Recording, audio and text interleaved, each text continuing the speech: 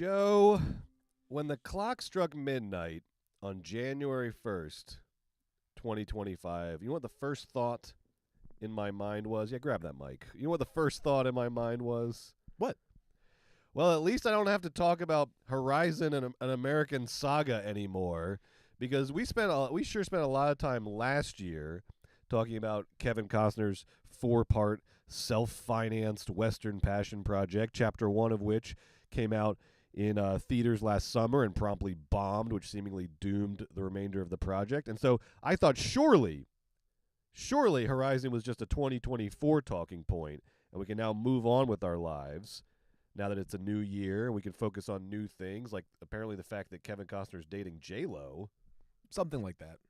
But not so fast. They've been seen together. Not so fast, because I received a text last week from you. I received a text. A voice from the grave. And, Joe, what did that text say? That text roughly said, Brett, would you like to go with me to attend the Santa Barbara International Film Festival this year? It's the U.S. premiere of Horizon and American Saga Chapter 2. And I said, you know what, Joe? Against my better judgment, hell yeah, I'd love to go see Horizon American Saga Chapter 2. So that's right. Your guys, the Philly movie freak, the Georgia movie dog, we are going to see the American premiere of Horizon an American Saga Chapter 2. Chapter 2. I'm hoping Kevin will be in attendance. It's Super Bowl weekend, okay? It's Friday night, Super Bowl weekend. I got 2 Super Bowls in one weekend. Costner, Horizon Chapter 2, Friday night. The Birds, Sunday against the Chiefs. Now, here's my big question. Are Kevin and J-Lo going to go red carpet official at the Chapter 2 premiere? Is this when they do it? Is this when they go red carpet official? Are we going to see it with our own eyes? Are we going to be there standing, screaming for autographs as Kevin and J-Lo just glimmer down the red carpet together? If I was in charge of marketing for this film, or if I was a producer on this project, I would highly suggest we start using J-Lo to her full media capacity and get her out on the red carpet ASAP. Lock that down, Kevin. Get her on that red carpet and start making this the Kevin J-Lo show, because Chapter 2 is going to need a little oomph to get there financially. Speaking of, an interesting time to shack up with Kevin Costner, kind of at his lowest point. An interesting time to shack up with Jennifer Lopez. Well, so maybe they are two ships tossed about in the storm of Hollywood finding each other. Maybe she really liked Horizon. Maybe I'm wrong and they're not together. Those might be false rumors. Or maybe she loves Horizon. Maybe she says, she just loved. This is way better than Argo. This is the guy I need to be with. This is good. This is the guy I need to be with. And it is good. This is the auteur. We will be there, Santa Barbara, to your sunny shores in 2 weeks for the United States premiere. Of course, the original premiere is at the Venice Film Festival. Is that good enough for you guys, the Venice Film Festival? Is that high credential enough for you to show some respect to your elders like Mr. Costner? 2 of my favorite things. See you in Santa Barbara, Kevin. The Central Coast of California. And I guess I've resigned myself to it. I freaking love this Horizon saga. I love the twists and the turns, and I can't wait to see Chapter 2. Will we actually see Giovanni Ribisi in this movie, or will he still be resigned to the next time on Horizon montage at the end of the movie? We'll find out. I can't wait to catch up with all 300 characters, and I hope we meet 300 more. Well, Joe, are you ready to start this week's episode of Movies, Baby? What do you say? Oh, yeah. Then, Margot, hit that fanfare, please. Welcome to Movies, Baby, the only show, weekly show where we break down the hottest movie news. So hot. Review the latest releases, shout out forgotten classics, and prophesy the future of Hollywood. I'm Joe Cilio, a.k.a. the Philly Movie Freak, and I'm joined by my co-host Brett Boehm, a.k.a. the Georgia Movie Dog. Go Dogs! This week on Movies, Baby, we're reviewing 2 new action thrillers, Den of Thieves 2, Pantera, and Mel Gibson's Flight Risk. Plus, we've got box office updates, Oscar nomination reactions, and in the second half of the show, for Patreon subscribers only, we're picking our top 5 directors of 2024. Joe's got a list, I've got my list, and we're going to tell you what we really think about The Brutalist, so that if Brady Corbett's spies want to rat us out, they at least have to sign up for a 7-day free trial, and you should too, over at patreon.com/moviesbabe with 5 Ys. Keep the party going in the second half of the show. You do not want to miss our brutalist takes. Margot, Carson, show me the money. And by money, I mean box office, baby. I cannot wait to see this list because this is our first, this is going to be our first, here it is. This is our first look at the weekly box office returns for 2024. And we are seeing, oh, this is actually last week. This is last week's box office returns. We'll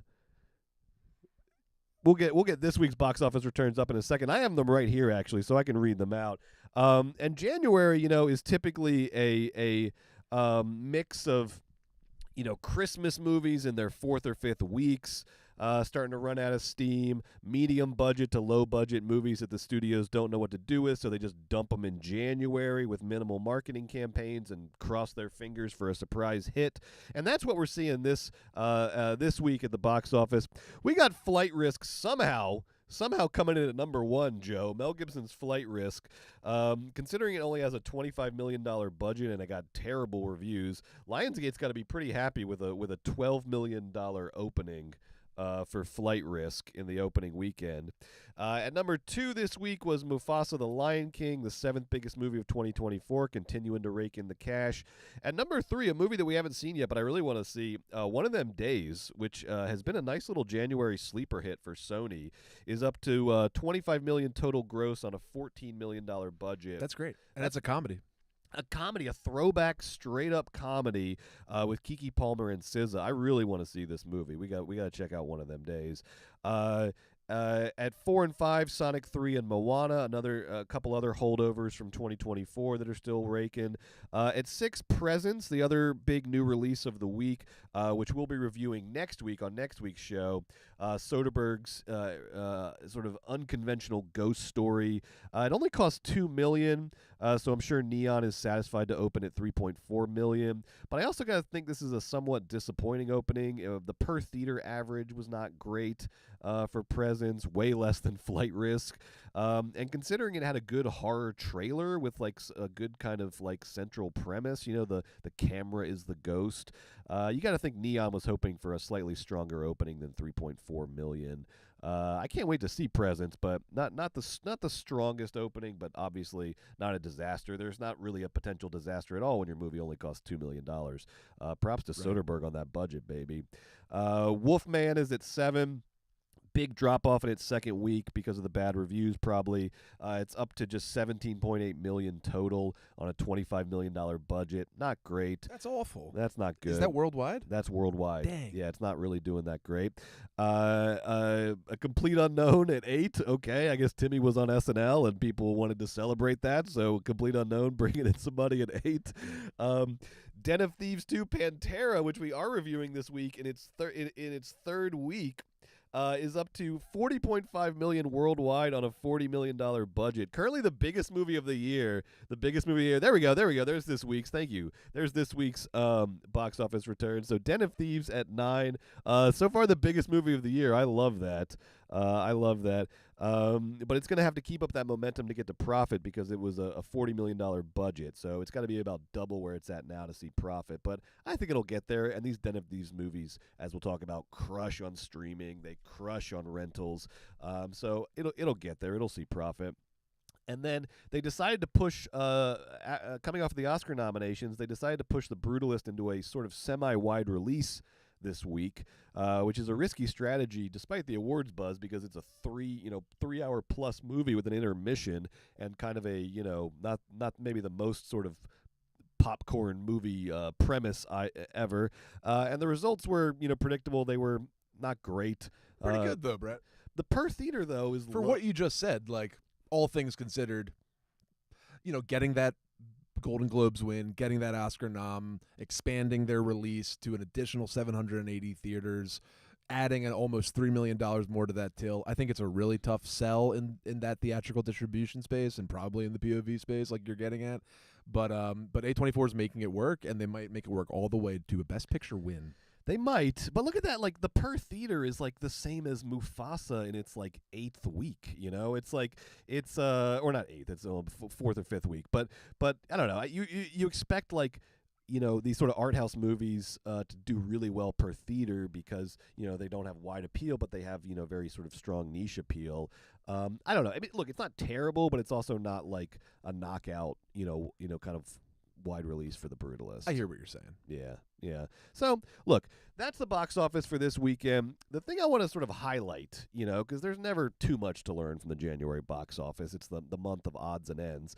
But there is an interesting trend developing so far this year, Joe, which is that Lionsgate now has 2 number 1 openings already this year.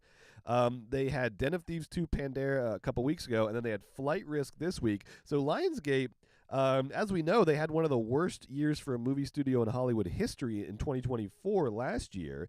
In total, the movies they distributed in 2024 lost somewhere north of $600 million, and their total gross was down 57% from 2023. But here they are with a strong start in January 2025, 2 number 1s already. So my question for you, Joe, is, and I have what are going to be their big tent poles for this year. My question for you is, will this actually be a turnaround year for Lionsgate? Or when everything comes out, is it just going to be more misery and heartache for the largest of the mini majors? What do you think, Joe? What does 2025 look like for our friends over at Lionsgate? This is definitely a turnaround year for Lionsgate. I'm not saying they're going to make back their $600 million they lost last year, but they don't need to. They just need to improve that balance sheet, and I'm looking down the pipeline at what they have cooking, and I think they're playing it well. They're bringing in good directors. By good, I mean popular. And they have some IP in their pipeline that they are juicing wisely. I think they have some opportunities for victory here. Additionally, they are amicably splitting from Starz. They're still keeping their incredibly lucrative theatrical to Starz pipeline open. Lionsgate movies do gangbusters on Starz, and Starz is going to pay a lot of money to continue having those premiere very quickly after theatrical release on Starz in a limited window. So I think that's important for righting the ship, is kind of getting rid of that television baggage and focusing up on your studio efforts. And Brett, I know you want to run through the catalog of what's coming up. Yeah, Joe. And I think that you see the catalog a little differently than I do. I do. I'm afraid, you know, and I don't wish ill on anyone, but I'm afraid this is going to be another bad year for Lionsgate. Not as bad as last year. That would almost be impossible, but another bad year because I'm looking at their tentpole releases for this year, and I only see one sure thing on here, Joe, which is Saw 11. They're going to lean on that back catalog IP. They're going to do Saw 11 in September. Saw 10 did $125 million on a $13 million budget. The Saw movies are just easy money in the bank. But that's the only sure thing I see on here. Everything else is risky, bordering on disastrous. We have Ballerina, which is a John Wick spinoff with Ana de Armas, coming out in June, coming out in summer. Now, luckily, it doesn't seem to have much competition the weekend it comes out.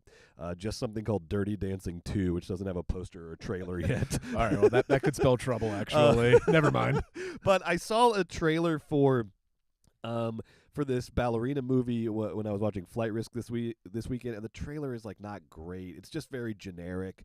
There's nothing about it that's really going to move butts. And you know, it's the classic thing where it's like people go to John Wick movies to see John Wick. You know, I don't know if the spinoff is gonna work. And that's nothing against Ana de Armas. She clearly in the trailer went through the whole John Wick boot camp. She's like holding a gun in an interesting way, and you're like, oh, I guess that's how assassins hold guns. I guess she is John Wick. Yeah, I guess she is John Wick. So nothing against Ana de Armas. She looks like she's doing her thing, but I just don't know if people are going to come out for the spinoff of the John Wick universe. Gentle pushback? Yes, please. They've been working. Look, the John Wick is a huge IP hit. They've made 4 movies. I'm sure they're going to make 5. They have the TV spinoff. It didn't go well, but they are interested in expanding this IP, and now they have Ballerina. You know, this kind of IP derivative spinoff-y thing has worked. Fantastic Beasts and Where to Find Them, it worked. It's working for Lionsgate's other tentpole franchise, The Hunger Games, with their spins off with much maligned but loved on this podcast, Rachel Zegler.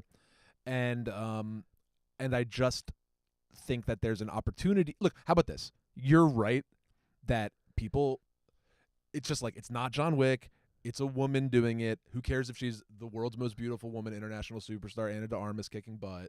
People are going to be weird about it. But I see like a $40-45 million opening weekend here where nobody's Boy, losing their fucking. I don't know. Where nobody's Opening weekend? I thought you meant total.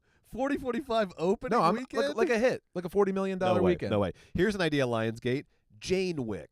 Call it Jane Wick. No way. No one knows You what stink. ballerina is. They're not going to come out for. Why would That's you why. hide- That's why would you the people obscure know. the selling point? You You're are obscuring the selling underselling point. the IPs. I don't think people are even going to know it's a John Wick movie. And like you said, the Lionsgate. they already tried a TV Lionsgate. spinoff and it The- did not go well. What do you? What I think. Look, they have to do a John Wick spinoff. They're going. They could just do another John Wick. They're going ballerina. They will do another John Wick next year, but you have to fill your other years with like some bullshit, like in Star Wars, and you have to like keep it constantly going. I'm just saying, Lionsgate. I see you. I predict get a it. bomb. I I predict a get bomb. it. I get it. And speaking of bombs, then in October they have this Michael Jackson biopic coming out, which has just been a really rough production process. They already delayed it to October because there were some legal issues. Apparently, they had a main character in Act 3 of the movie they were not legally allowed to put in the movie, and I don't know how they didn't know that, but now they have to reshoot Act 3 and I guess reconfigure what Act 3 is going to be. Michael Jackson, King of Pop. I wouldn't be worried about putting a movie I don't know together if people about were like Michael dying for a Jackson. Michael Jackson biopic right now anyway, and now they have all these production issues. That's going to create budget issues. That means they got to make more money to see profit. This thing is a mess right now. I don't have a whole lot of hope in that. They're doing an Aziz Ansari movie in October, not the one that Bill Murray Bringing in fucked up. auteur talent. They're doing Now You See Me 3 in November. Okay. Stop. I know you're excited Even to see even that. you will agree. Like they're gonna make a little tiny bit of money on that. Well, but how much money are they gonna have to make? I mean, these like we saw last year, like they're Borderlands, The Crow. Like these movies have budgets. They have big budgets. They have to make a lot of money on these movies, and they're not gonna do it. They're not gonna get there. I know, but the Now You See Me movies have made money in theaters. I'm saying like you got to work with what you got, and they're looking down the line trying to solve things, and they said let's do it. Let's run it back with Now You See Me. Let's get the crew back together. Joe, Eisenberg. there's something, Joe. This is not looking good. There's something called Let's get The Eisenberg. Housemaid, a Paul Feig psychological thriller with Sydney Sweeney that has a release date of Christmas.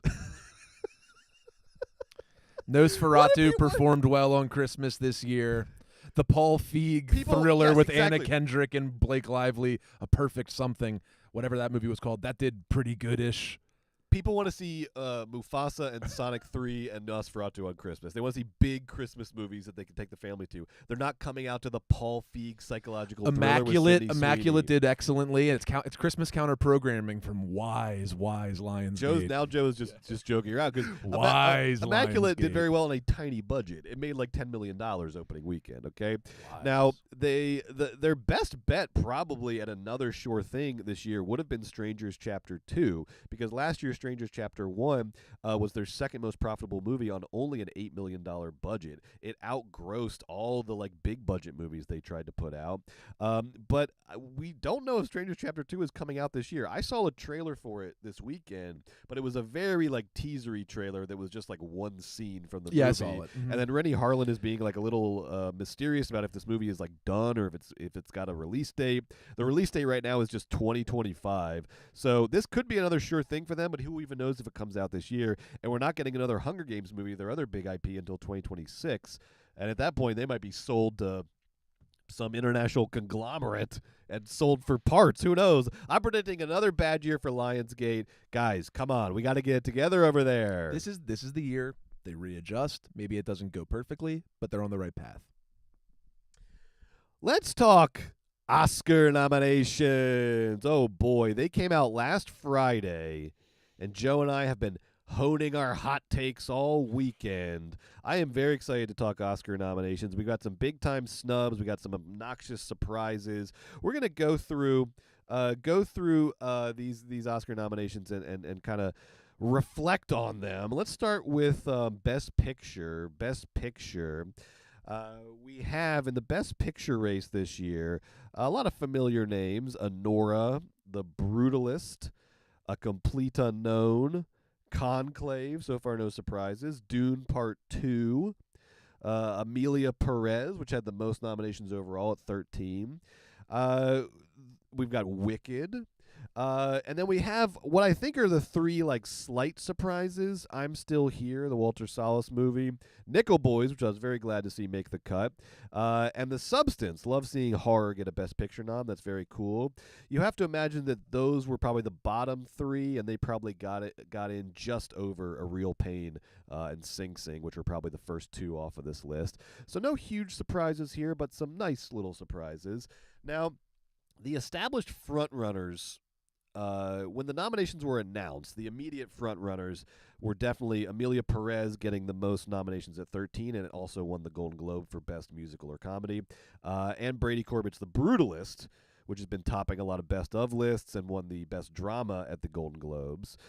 So Amelia Perez and The Brutalist were definitely the frontrunners coming out of last Friday, but man, oh man, both of these movies are hitting a real rough patch lately in terms of the news cycle, because remember, no one has yet voted for winners. They did the nomination votings, but the final voting takes place from February 11th to February 18th. So we are right now in the most important period for Oscar campaigns, because right now probably people have seen most of these movies or all these movies, but now is when the news cycles start to develop, the discourses start to develop, the buzz starts to develop, and you know a lot of these freaking Academy voters are just voting based on buzz, based on sort of trajectories. They don't want to be left out in the cold. They want to vote for the winner, and so they're following the buzz. They're going to go with the crowd on this stuff. So the news cycle really matters between now and February 11th. The Brutalist had its big AI accent controversy where they juiced up the Hungarian accents with AI in post, and that raised a lot of questions about, is this like baseball players taking steroids? Should this be allowed? Should this be disqualifying? I don't know. And then Amelia Perez, oh man, has just been getting savaged online ever since it got all these Oscar nominations. You've got a lot of people just sort of saying it's a bad movie. That's a big take right now. Amelia Perez is a bad movie. But there's also been a lot of criticism about representation in the movie. It's set in Mexico, but not shot in Mexico. And Jacques Audiard, the director, had a weird kind of quote where he was like, said he didn't do a whole lot of research about Mexican culture or something before he made the movie. I went back and read the quote. It was an interview where there was like, the interview was being like translated because he doesn't speak, he's speaking French, the interviewer's speaking English, and the quote's kind of hard to make sense of, but people ran with it and said that he is not respecting Mexican culture. There's also a lot of gay rights groups saying that the movie perpetuates harmful trans stereotypes, trans people as criminals, transitioning as a betrayal of one's family. And those things are very specific to the story this movie is telling. I don't think they're supposed to be meant to be broadly representative. But let's not get into all that right now. The question I have for you, Joe, is this bad press going to hurt the chances for The Brutalist and Amelia Perez to win Best Picture? Is it going to hurt their chances? And if so, who could sneak in and steal this race out from under the nose of The Brutalist and Amelia Perez? Which of these nominees do you think has a shot to come in and grab this thing? First thing, I don't know how much this is going to influence the nominees. I'm definitely not saying it's nothing. Obviously, current events and media affect the nominees and the winners. I just don't know if the Amelia Perez detractors are going to be able to get their message up to all the Academy voters in time and convince them. Yeah. And then additionally, The Brutalist, I feel like A24 and Brady and the team did a good job throwing like the fire blanket over that AI moment and talking about how small it was. But that being said, I think it could hurt Adrian Brody in his race for Best Actor. So I think the noise is important. I think what's more important is like the broad Trump has been reelected this year. Will voters want to give him a supposed, perhaps bizarre middle finger with Amelia Perez, like TBD?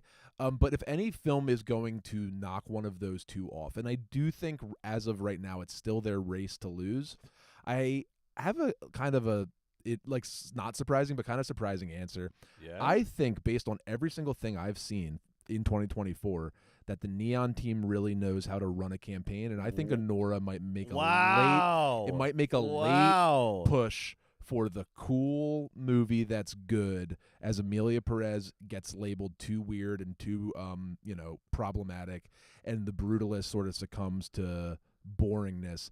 Maybe Neon pulls out a squeaker. They won the Palme d'Or. It's hot. It's sleek. Hot. It's a fun watch. And it's sort of like a zag on some of the, like, maybe the discourse sort of rankles some voters and they just kind of go a different way. We haven't heard Honora mentioned for a minute. Because came out you win the Palme d'Or. You come out of the gate in award season so hot, nobody wants to yes and you because then they look like a follower and everybody wants to have their own unique take. But now enough time has gone by. Okay. Who knows? Now that's not really based on anything I've heard. That's based on pure vibes and speculation. Well, look, we follow the vibes. We prophesy the future of Hollywood. And I just loved the way Neon handled the entire campaign. And I don't know if the only person, look, Demi, we'll get to the best actress, but Neon's smart and good, and Honora maybe has a second life here. What about, like, because I was surprised to see A Complete Unknown get so many nominations across the board. It seems like the boomers in particular probably really love A Complete Unknown. They loved Bohemian Rhapsody. It looks like they love A Complete Unknown. They Conclave could be a biopic. sleeper, just almost sort of like sneaking in and being, it could be one of those Oscar years where it's like the most sort of mid of all the nominees ends up sort of winning. Like a Coda, through. which has recently won, and some of the other uninspiring winners. I will say one more thing about Amelia Perez and why I think it has juice. All press is good press. And then number 2, Amelia Perez got nominated for 13 Academy Awards, as many as any film ever has been nominated for. And I have a little pet theory that's not because of the quality of the film or how taken the voters were with the film. I think it has to do a little bit with discoverability. And by that I mean simply, Amelia Perez is on Netflix. You don't need to go to the movie theater, and you don't need to download Amazon's awards app. For many years, people that, vote on these things get either screeners if you're in certain guilds, or you get a script if you're in one of the writers' guilds.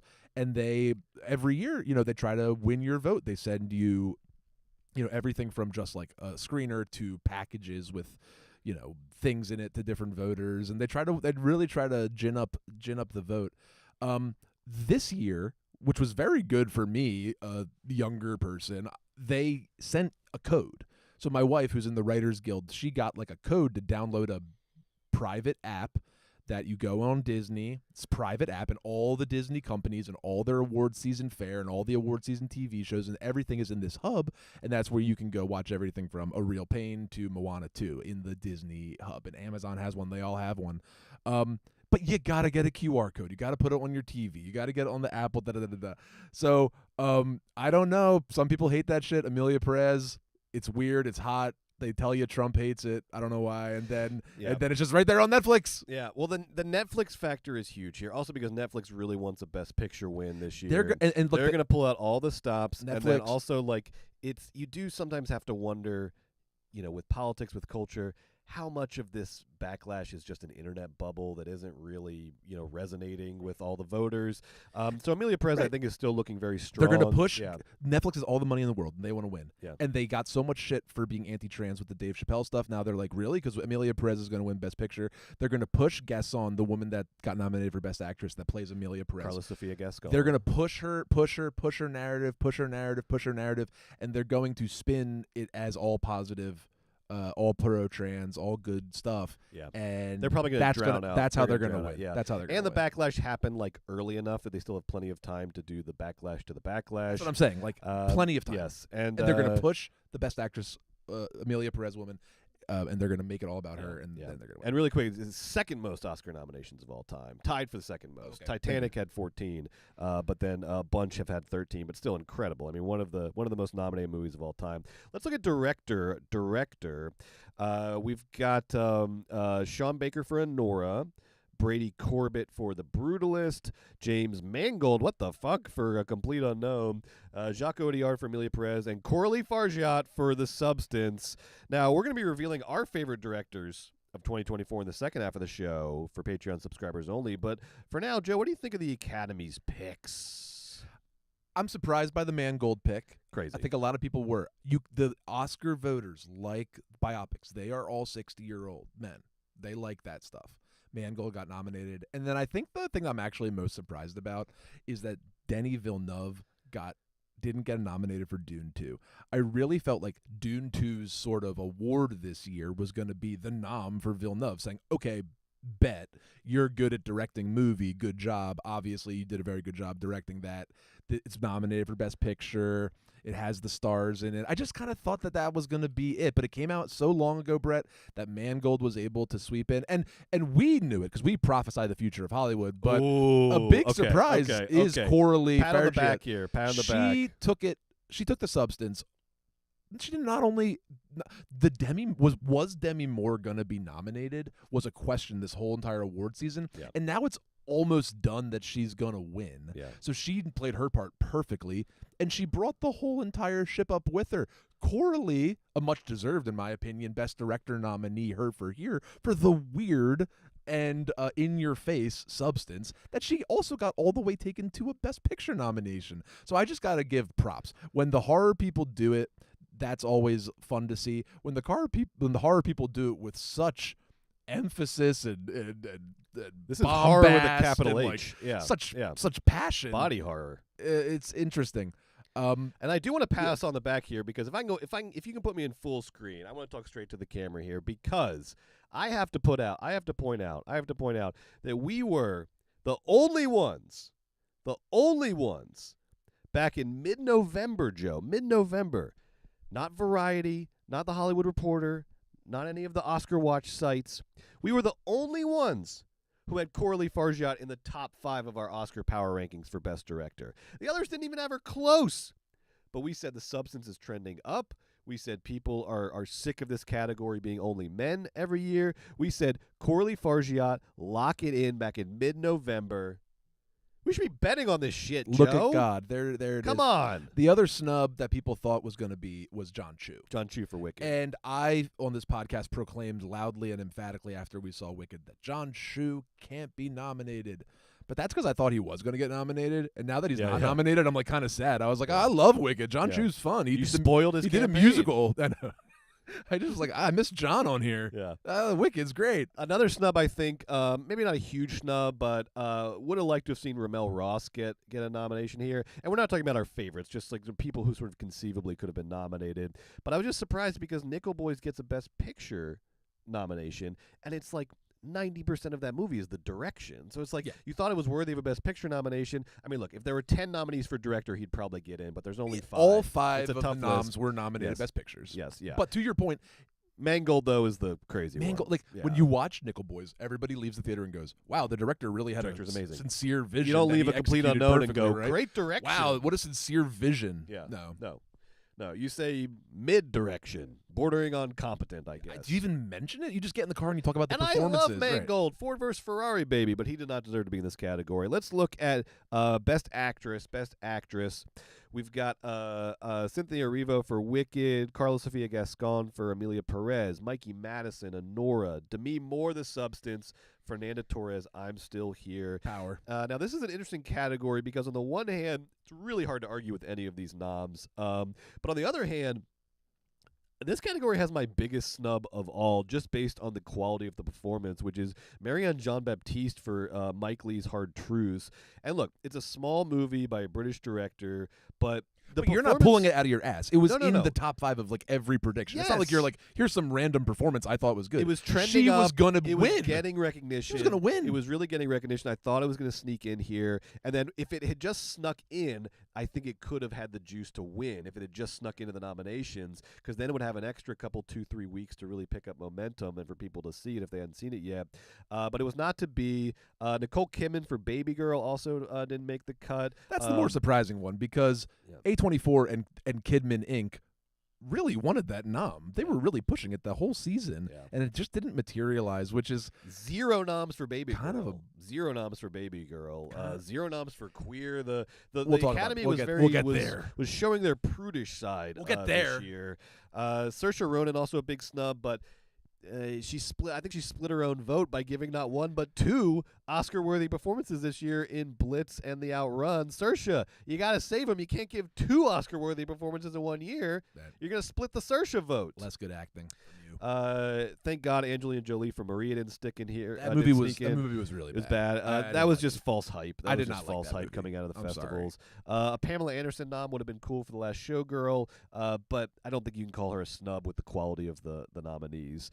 The noms are good. Noms are good. But Marianne, obviously the best of the crop, in my opinion. The most snubbed of the snubs. The most snubbed of the snubs. And it looks like Joe said, Demi Moore is probably looking like the front runner right here. Maybe Mikey Madison makes a late push. I almost Fernanda feel bad. Torres, I feel bad for the Mikey art house almost. pick. Best actress always goes to the up and coming thing. Not always, but more often than not. But Demi, she saw the perfect narrative that The Substance offers her as an award figure, and she just has played it perfectly.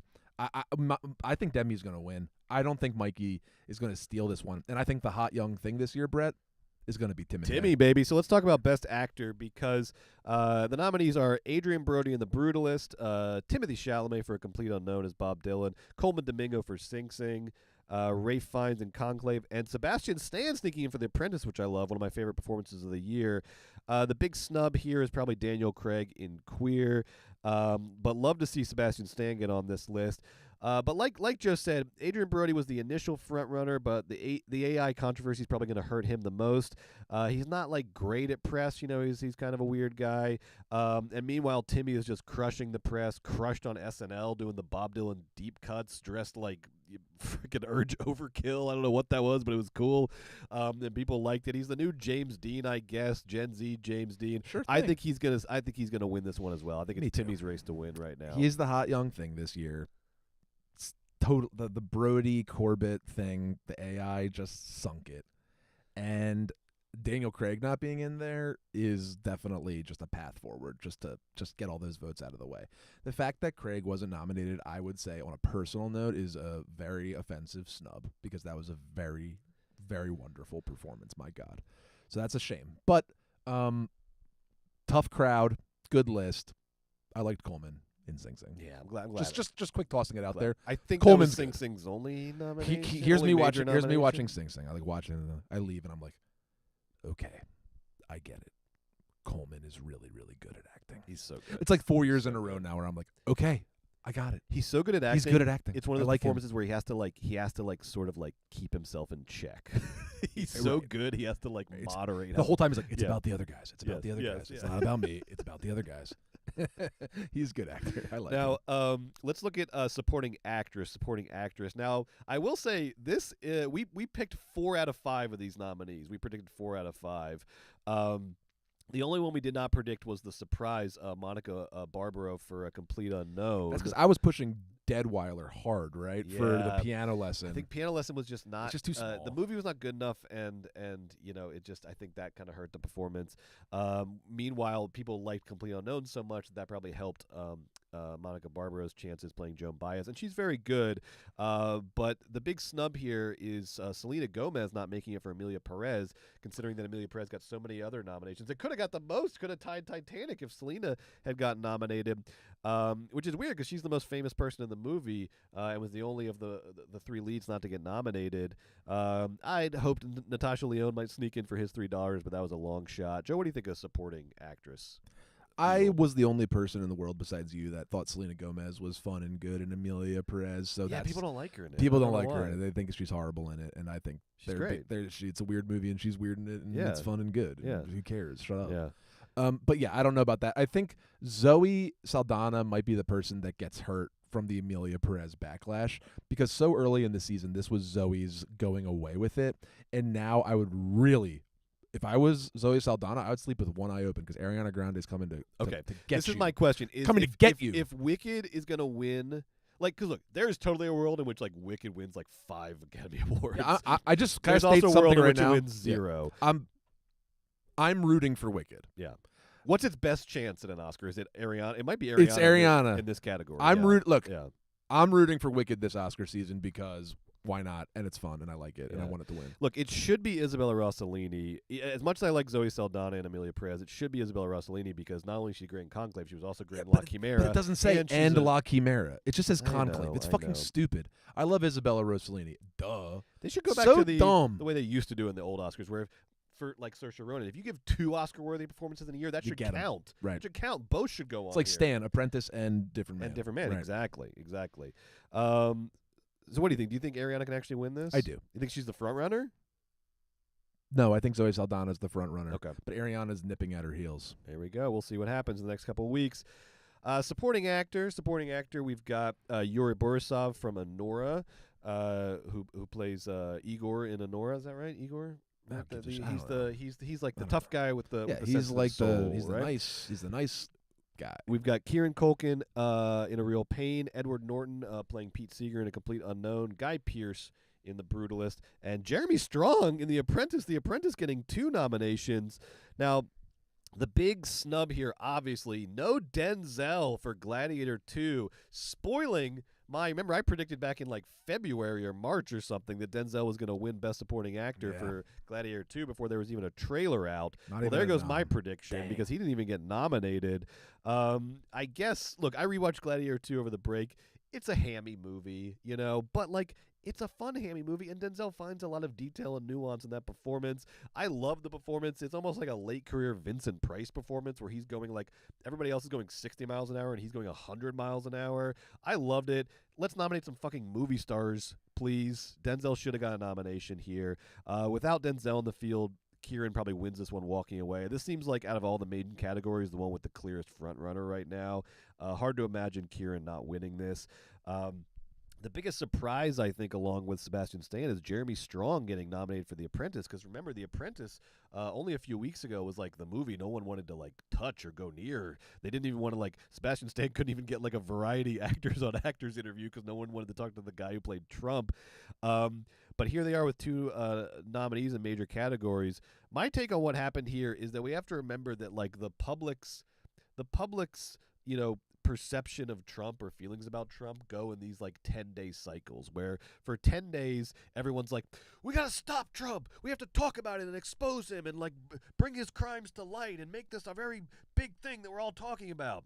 Followed by 10 days of like, I can't fucking talk about Trump anymore. I don't want to hear Trump's name. I don't want to have anything to do with this guy. Just get him out of my line of sight. And then 10 more days of like, active interest in everything he's doing. So I wonder if the Golden Globe nominations came out when we were in a 10-day lull, when we didn't want to hear about Trump, and then the Oscar nominations happened during the 10 days when we're all like wanted to like expose Trump. Was it just that simple? Because this is a big turnaround for The Apprentice. Probably. Maybe. That's the only way I can make sense of this. Jeremy Strong's popular. People loved him on TV, and now he's doing a Trump thing, and he was good.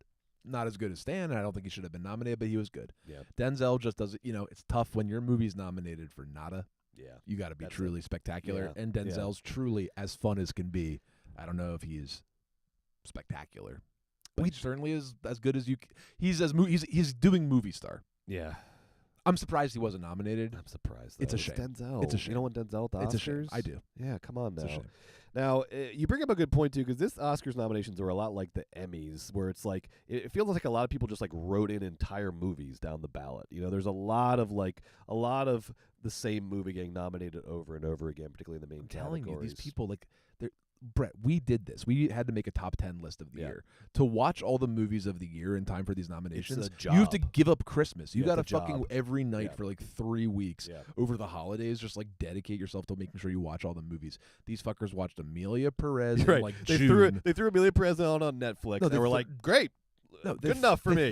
In June, they were like, all right, I'll bang this out now so I don't have to watch it later. And then like Christmas Eve, they're like, fuck. Do you guys? Hey, will anybody watch The Brutalist with me this week? Like anybody? Yeah. They watch The Brutalist, and then it's just like we all saw Wicked at Thanksgiving, like daiquiris. Yeah.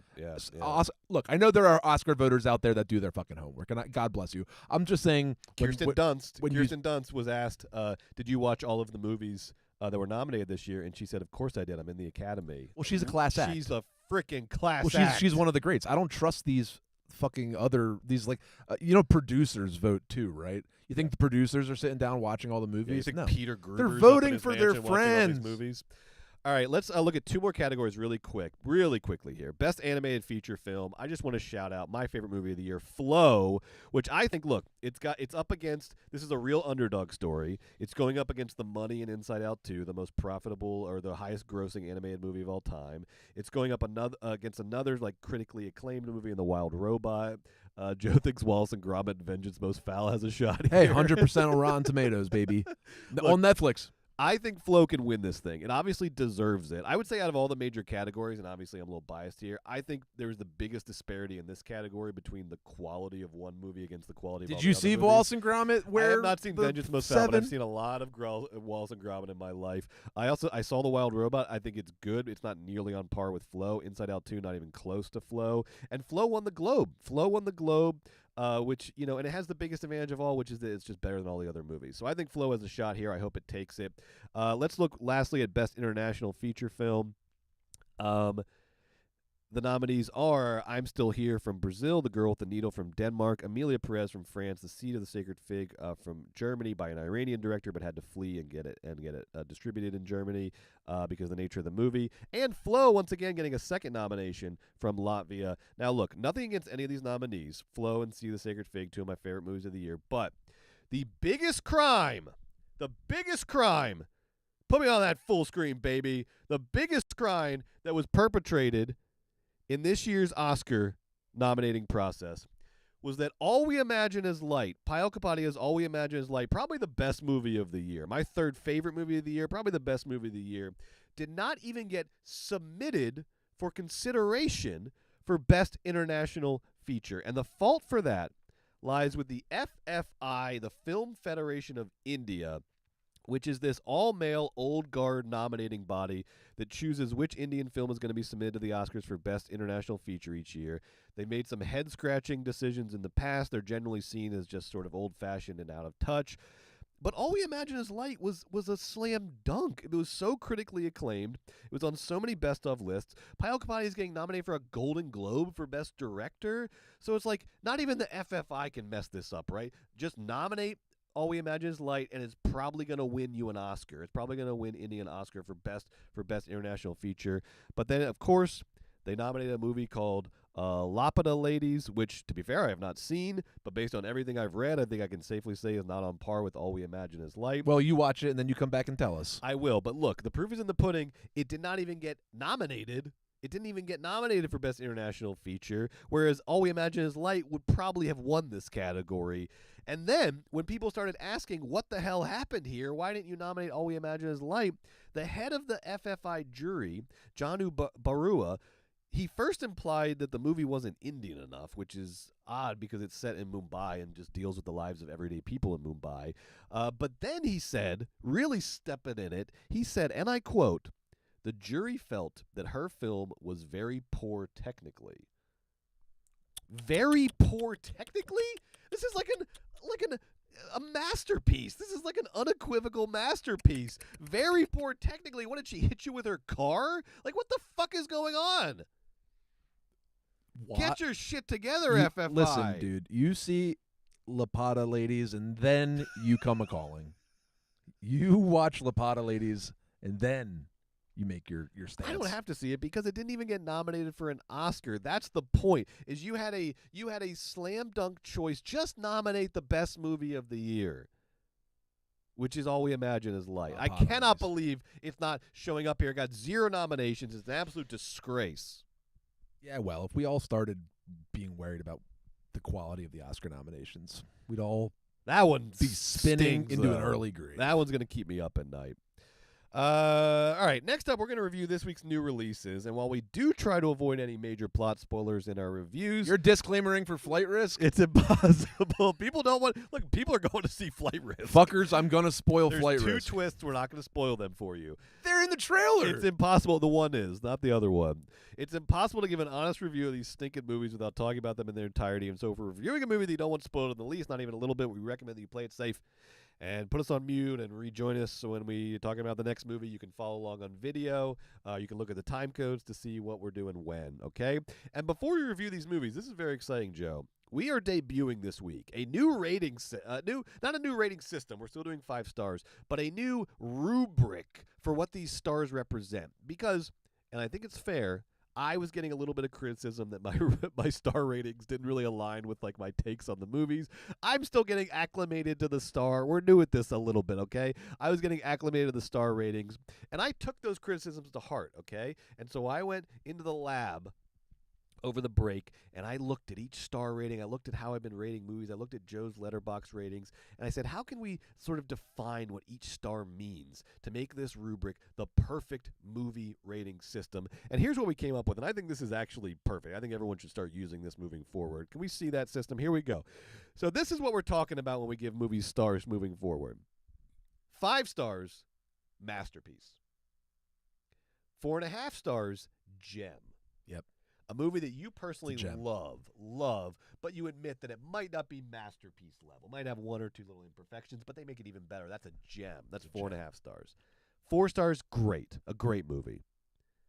3.5 stars, really good. Really good. A really good movie. Really good. Really good movie. 3 stars, good. It was good. It's a good movie. How was it? That was good. It was good. It was good. It was good. It was good. It was good. Good. 2.5 stars, all right. It was all right. It was all right. It was all right. It had its moments. It was all right. It's an all right Like, it movie. had that one part when blah, blah, blah, but it was all right. It was all right. I thought that she was good, but it was all right. All right. 2 stars, bad. Oh, It was a bad It movie. it was just bad.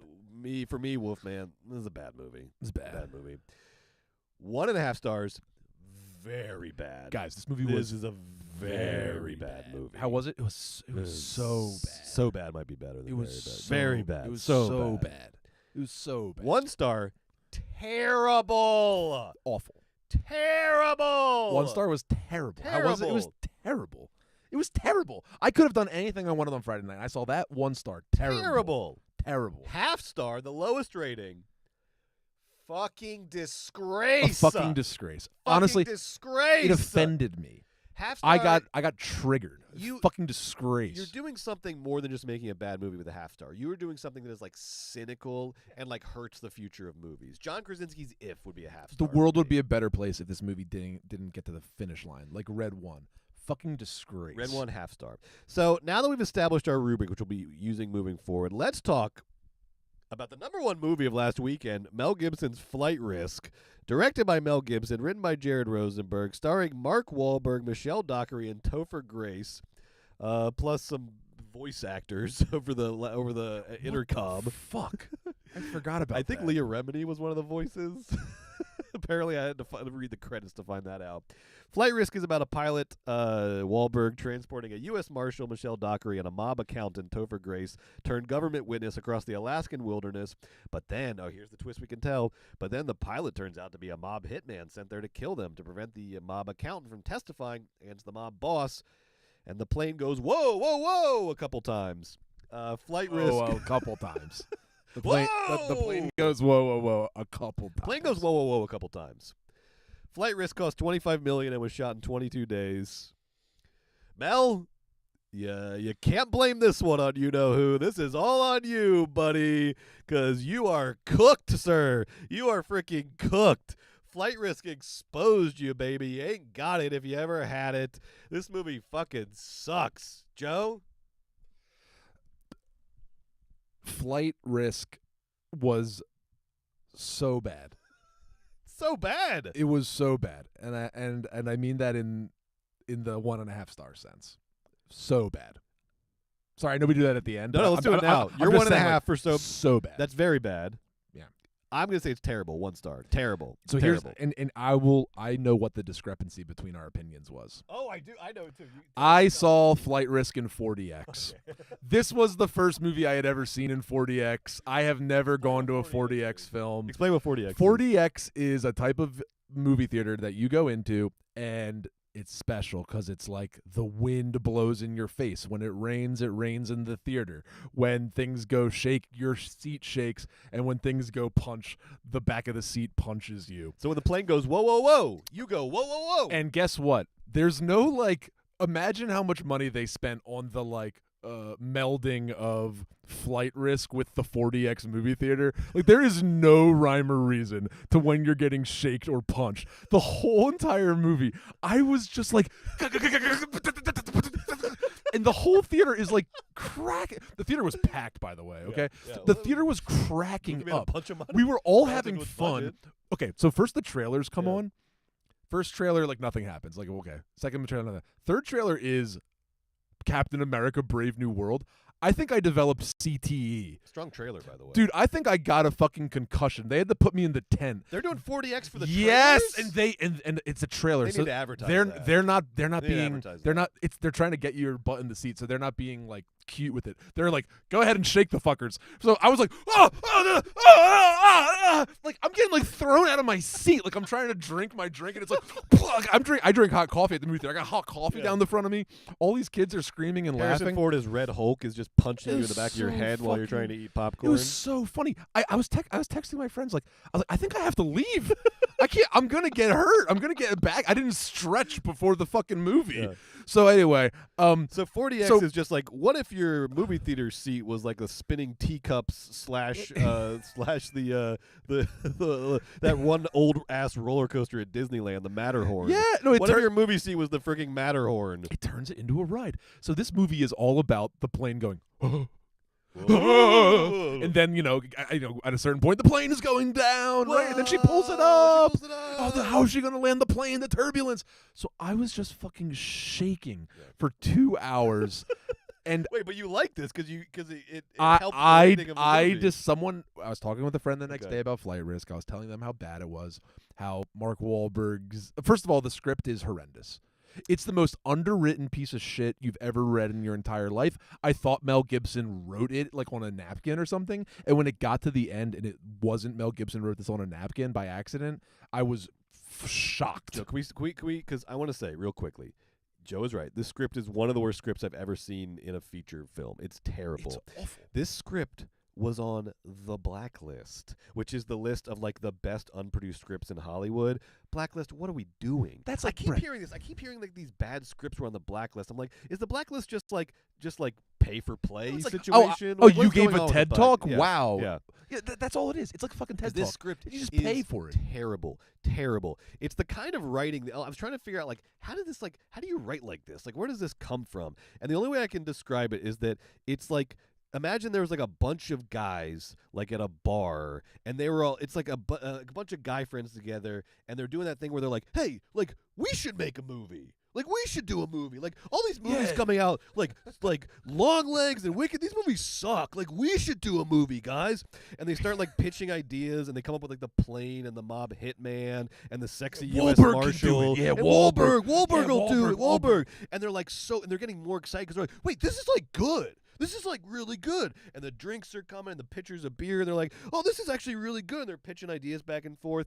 And they get drunk. And then the next day they wake up and one of them is like, you know, I'm actually going to try to like write that movie we were thinking of. And they sit down at their like typewriter, I imagine them at. And they just start like punching the keys. And the script that comes out is like, don't die on me, you son of a bitch. Like, it is the most like cliche ridden, just like shoddy, unfunny, uncharismatic, uninteresting. And it also, like, for as simple of a plot as this movie has, like, two very easy twists to execute. We've all seen this movie very 12 simple times. movie. We've all And seen it's it. one of my We've favorite all kinds seen of it. movies, so Yes. I was excited.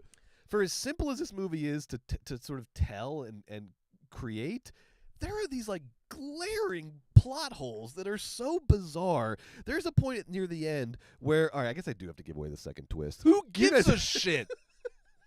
Because I have to tell you about It was this, y'all. made by like I a have to tell you about- vicious and it's like- anti-Semite. This is like, it's like essentially like we're reviewing like a Lenny Riefenstahl picture. All right, so I'm gonna give away the second twist, which is that like the head of the U.S. Marshals or the FBI or whatever fucking law enforcement body this is like in on it, and he's like in with the mob, okay? And this doesn't matter because this is a character you hear like 3 times over the Karen. intercom. He's an imaginary character. You don't care. But so when Michelle Dockery, like the good U.S. Marshal, figures out that her boss is in on this whole thing, Oh my god. she doesn't like, and she figures out without him knowing that she's figured it out. He like says a thing that you know triggers in her mind that, oh no, he's involved in this, right? And so this U.S. Marshal, instead of registering that point, and then like just getting through the call with her boss, she goes, I know it was you, you son of a bitch, and you're done. And by the way, she is in a plane that she is flying. She doesn't know how to fly. She's in a plane. She has so many problems to deal with right now. She's got to land this plane. Mark She's got Wahlberg is tied up in the back. psycho- His character trait, trigger warning for SA, he's like, I'm going to rape you. I'm going to get you guys, and when I do, I'm going to fuck you both. And it's like, what? Yeah. Well, I want to talk about Mark Wahlberg Sorry, in a second. so inappropriate and so extra. Crazy. So she's got Mark Wahlberg's like savage animal American Psycho to deal with, right? She's got to land this plane, and then she decides to add another problem to her plate, which is she starts like calling out the boss over this like phone call where it's like, Michelle, don't let him know that you know. First this guy has got an assassin in your plane, okay? Do not fuck with this guy right now. Land the plane, find someone you can trust, and then figure out a way to possibly take down the head of the U.S. Marshals or whatever. Why are you blaming me like, you're done, you're cooked, it's over for you? Meanwhile, this guy's like, this fucking idiot, I'm just gonna figure out a way to kill her. Send a plane to blow him up. Who gives a shit about them? Bang. This movie is so bad. And we gotta talk about Mark Wahlberg's character because... Okay, all right. So the character was so offensive. You know what it was based on? Like it was supposed to be, like Robert De Niro in what's the scariest Scorsese movie? What? Cape Fear? In Cape Fear. It's like okay. It's supposed to be like a Cape Fear-esque menacing character. My only part about this movie I liked is I also read that like Wahlberg insisted on shaving his head. He wouldn't wear a bald cap. He insisted on shaving his head. That was his real. Yes, he really. But shaved it looked his like head. a bald cap. I know it looked like a bald. It looked, guys. It looked more like a bald cap than a bald cap. Wait, Brett, I'm surprised. One of my criticisms was that, like, the bald cap, like all the wrinkles of the forehead, and then the bald cap, like a distinctively. Look at it on the screen there. Like it looks fake. It's That's distinctively he really different shaved his color. head. But yeah, you see there on the side of our thing, like that's so weird. He insisted on shaving his head because he wanted it to look real. That? And then this is the best part. This is the best part. Apparently, as inspiration for his look, the production team looked at photos of the BTK killer. Was it Dennis Rader, the BTK killer? And he does kind of look like Dennis Rader. If you look him up. He's terrible. But you know what the thing is like, yes. It's like he's terrible, sure, I guess. Yeah. But like truly the worst written character. Let's talk about this character character, though. Okay, yeah, the worst written. yeah. Right. Because this character, he enters the movie like in disguise, right? He's so like he's a mob bad. hitman, but he's disguised himself as the pilot. He's disguised and as he Theo decides, Von, right? yes. He's like a swamp rat. He decides, all right, but specifically a spoiler. Texas accent, right? So he comes in with this like folksy backwoods pilot with a Texas accent, but the accent is terrible to the point that even the characters in the movie are kind of like, oh yeah, I don't think this guy's off. This accent's weird, right? And the question is, why they're in Alaska? Why, as your disguise, would you decide to adopt an accent that you can't do that is not even native to the region that you're in? So why would you, if you're the mob hitman and you got to come on here and be the pilot, was he like, well, they're going to expect me to have a Texas accent, so I guess I got to figure that out. Why are you doing the Texas accent? I have to imagine in this it's situation, an unforced error. less is more. Yes, less is more. Just go in, you fly the plane. Minimize the variables. Just don't say a word. There's Mark. You're already trying to kill two people on a plane, okay? One of whom is a U.S. Marshal with a gun. Limit the amount of work you have to do, right? Limit. It's like. Hey, how you doing? Good. All right, we're gonna get up in a minute. Okay, here we go. And then just like be at work. Yeah, it's like an actor being like, "What if my character had like a limp?" Be like, "Why are you doing? Don't add more variables to this that you have to then perform." And Wahlberg's not like incapable of selling it. It's just that like. He is because it's so underwritten and it's so poorly directed. My audience cracked up at the moment where he like takes the disguise off and starts talking his real accent, and it's just Mark Wahlberg's Boston accent. My audience cracked up when he was like, "Psych, motherfuckers!" Like it's me, I can't do it. But I it's think like, at that part, imagine the Mark Wahlberg accent. So Mark Wahlberg just like emerges from this character halfway through, and then it turns out that you don't know this going, you think he's just like a hitman for hire, but it turns out this guy is like a fucking like fucked up psycho, which is the weirdest decision. Again, it's like, why are we adding this burden to the movie where now this guy isn't just like, it's like he can just want to do this for money because he's in the mob, but now it's like he's doing it because he likes blood and fucked up violence and gore and rape, and he's like, he's crazy guy, I'm gonna eat your eyeballs out of your head. It's like, what the fuck is this? Is this guy like a monster? It doesn't make it scarier. It makes the movie worse. It makes really bad. Is he like on meth? Like why? Like why is he like snarling and like what is wrong with this character? It is one of the most bizarre, just silly, dumb character arcs I've ever seen in the movie. It's kind of stunning. Was the last film Gibson directed Hacksaw Ridge? Yes. I mean, how many fucking Joe Rogan brain pills has that guy taken in the ensuing He's 6 cooked. to 8 years? He's so cooked. Like, and you know, it's a shame because he's got a bit. You know what probably detracted a little bit from the quality of Flight Risk was he's probably putting in the hours as the ambassador to Hollywood. He is the new ambassador to like, Hollywood. You don't even take that into account. You think it's so fucking easy. He's shooting this picture. Same time, he's got to go to Hollywood. He's got to talk to the studio heads. He's got to, stand up for the Trump agenda, and he's got to push whatever he's supposed to be pushing. You Mel, know? honestly, this is a great opportunity. As the Hollywood ambassador, you have free reign over the studios. You can just come and go as you please. Find and destroy all the prints of Flight Risk should be your number one job as Hollywood ambassador, because this movie is somehow I didn't know your legacy could be any more tarnished, but somehow even more tarnished now, the director of Flight Risk. All right, we got to move on. Let's talk about a movie that I enjoyed. I think we both enjoyed a lot more. Den of Thieves 2 Pantera. Now, this is a direct sequel to 2018's Den of Thieves. Gerard Butler and O'Shea Jackson Jr. are back, reprising their roles from the original. The writer and director Christian Gudegast is back. And really quickly, for those of you who don't know what Den of Thieves is, you haven't got on the Den of Thieves train yet, let me introduce this franchise to you. The best way that I can describe Den of Thieves is that it's Ocean's 11 for divorced dads. This is the dictionary definition of a TNT movie. It is tough guys and cops and robbers and ex-military and honor among thieves, and each movie is centered around a heist. But these movies are also so much weirder and like better and less predictable than that description would suggest or that you're expecting. And a lot of that has to do with the buddy dynamic that develops over the course of the first movie and then becomes the centerpiece of the second movie, the buddy dynamic between Gerard Butler and O'Shea Jackson Jr. Gerard Butler, the cop, O'Shea Jackson Jr., the thief. And specifically, I want to shout out, I think the real secret sauce in these movies is the performance of Gerard Butler as Big Nick. Because, look, I'm not going to lie, I had completely written off Gerard Butler before this role. I thought dude is cooked. He had a nice run, but never really had the chops to kind of get to the next level. But holy shit, has Gerard Butler found his purpose in life to play Big Nick in the Den of Thieves franchise. He is so physical, such a physical performance. He's so sleazy. He's like gross and charismatic at the same time. Just the way he eats, the way he sits, everything is like comically over the top masculinity, but with such like pain and weariness at the edges of it all that it's a really interesting, compelling performance across the two movies. And the point is kind of in the movies is that he's a bad guy. He's like a very bad guy. There's a line in the first movie where he says to O'Shea Jackson Jr., who's one of the thieves, he says, "You're not the bad guys, we're the bad guys," meaning the cops. And what could have been, like a lot of this franchise, a lot of the tropes very easily, I think, could have fallen into propaganda shit, and even that line could have been like a cutesy propaganda line where you're like, oh, that's cool. Like, it's cool that he said that.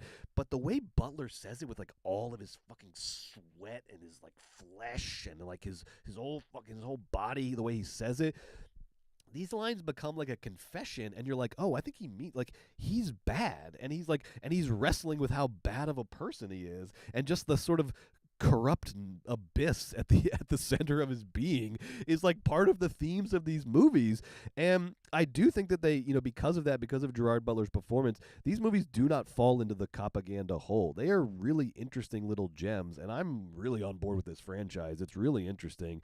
Den of Thieves 1 way overperformed at the box office, made $80.5 million on a $30 million budget, and since then became very popular on streaming as an airplane movie. It's literally on TNT. If this was still the 90s, we would say this is a movie that did very well in rentals. It's had a very big afterlife, and so of course they got a sequel, Den of Thieves 2 Pantera. This time they go to Europe, baby! Nice, France specifically. It's just a big old school diamond heist kind of thing in Europe. Big Nick, the LA cop, somehow has jurisdiction in Europe because he's also a U.S. Marshal or something. I couldn't really follow that He holds part. up a badge. He holds up a badge. O'Shea Jackson Jr. goes, "You don't have jurisdiction here." holds it up, and then the movie moves forward, and I said, "Thank you, Brilliant. check, Brilliant. Check that box. I do not care about the he's- details. Yeah, I don't do we not go? care about the details. But then Big Nick decides, fuck the police. I want to make some money. I'm going to join the heist. And so he becomes part of the heist crew. Yeah. That part's But awesome. then the twists and turns, what are everyone's actual loyalties? And like real twists and turns. This movie goes in a lot of different directions and doesn't stop twisting and turning till the final the final scene. It's a complicated movie with three great action set pieces, some surprising emotional resonance, some great performances. At one point, Gerard Butler's at like a club and he's like smoking a joint laced with E, and he's partying with all these like European bad guys, and he just starts yelling fuck NATO, like at the top of his lungs, and he's like spitting while he says it. These movies fucking rock. They're really weird and they're cool. I like this movie a lot. It's a great complicated heist movie with like a great male friendship dynamic thing that it feels really earned and really fun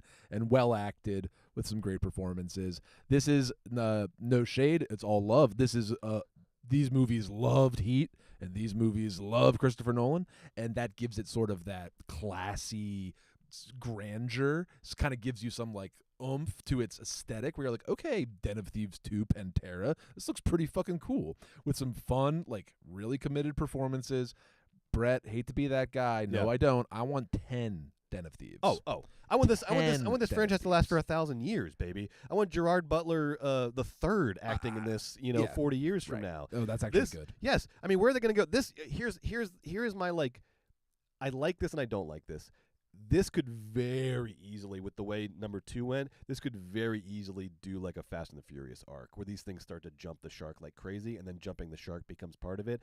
I would prefer that that's to not happen. part of it. Prefer that to happen. No, you can take it's some about risks and go to Europe, and have male some fun, camaraderie. but keep this thing like gritty and small. And again, In here's LA. your prompt: Ocean's 11 for divorced dads. Go back to LA, because the thing I love, one of my back to LA. favorite parts about part 1 of Den of Thieves, is that it takes place in South LA, all over South LA, It's the best. and it is like obsessive about letting you know. I usually don't like text on screen. Never. I love text on screen in Den of Thieves 1, because they will tell you every time they switch neighborhoods in South LA, they will tell you which neighborhood they're in. They'll be like, Torrance, San Pedro, city of industry, and you're like, guys, What? nobody knows. I love this. I love it. Nobody needs to know that we just switched, from one zip code to another just like a mile over. No, dude, in Den of Thieves 2, though, at the beginning, like, he's in Hawthorne, and then he Yeah. goes to Gardenia, like, he literally goes, like, on a 5-minute drive, and it's, like, They're like, another part of Hawthorne, town. Gardenia. It's so good. It rules. So good. I love it. Guys, get on board with Den of Thieves. This franchise is so much fun. Gerard Butler found his purpose in life, and I'm happy for him. I'm happy for him. We'll talk about Gerard Butler later. I loved him in a lot of things, but I hear you. Okay. Later? Okay. When later? Well, I'm just saying, like, that's our show. That's our show. But I have so an it has to be anybody later. wants to hear it. I have an impassioned defense of Gerard Butler's career, Ooh, and baby. I'm Okay, happy so maybe you're I'm here just with way us off. in Butlerville. All right. Welcome. That's this week's episode. The first half of this week's episode. Of course, we'll be back in a little bit on Patreon, just 10 minutes. But let's look ahead to next week, because next week on the show, I'm excited for this. This is a fun duo here. This is a nice little. We are going twosome. to be reviewing Steven Soderbergh's avant-garde ghost story Presence. And then we're also going to be reviewing Companion, which I'm very excited to see. Companion. Kind of a horror movie about a sex robot, I guess. It's got Jack Quaid, who's in everything this year. Big year for Jack Quaid. It's got And Sophie Sophie Thatcher. Thatcher, also in a lot of stuff. Great actor. She was in Heretic. And now she's in very this good horror movie. Heretic. So very excited to see Jack and Sophie kind of do a horror movie thing. Love it. And I can't wait. So Companion and Presence next week. We'll tell you what we thought. Oh, we didn't do stars for Pantera. for Den of Thieves. Yeah, Den of Thieves 2. Well, I'm happy to give you my quick stars on that, Brett. It's very easy for me. Den of Thieves 2 Pantera was legitimately good. I give it 3 stars. Joe, that's exactly what I gave it. There you go. I gave it. That's and look, exactly and what- I mean, and this is like, it's good. It's good. It's good. I like it's good. the 3 movie. stars. It's good. 3 stars. And We're not just saying that. Like, no. it's a good movie. It's a good movie. It's an action movie. It's Yeah. an action movie Yeah. called Den of Thieves 2 Pantera. Yeah. But it's really good. Yes. Yeah, and 3 stars for Den of Thieves. We talked about this with like Ministry of Ungentlemanly Warfare. 3 stars for Den of Thieves is almost like 5 That's 5 stars. stars. Yeah. But it's good. It's a Den of good Thieves movie. too. Yeah, it's good. All right. So we will be back now in just about 10 minutes for the second half of the show. It'll only be on Patreon. Patreon.com/moviesbaby with 5 Ys. You can go right now, sign up for a free trial. Right, so you're not paying today, or you can take a look and mill around.